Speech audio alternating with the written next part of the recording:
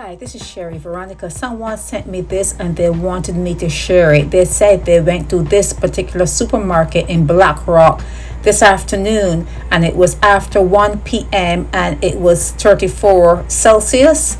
And when they entered into the supermarket or the trading place solo, it was even hotter on the inside. And there, the person is saying that the workers were visibly sweating, and inside was really hot. There are no openings, the hot air, no place for the hot air to go out. Some fans were blowing but circulating hot air, and the galvanized structure, the permaclad structure, and they're saying that maybe the health department needs to be there to check it out. Okay, Sherry Veronica.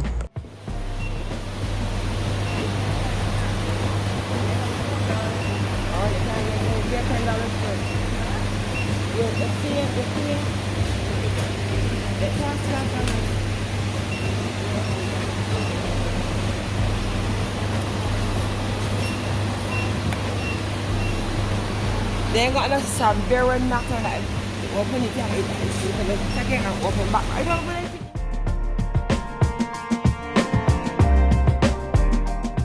Help me spread the word about Naked Departure via social media. Subscribe and share to show support.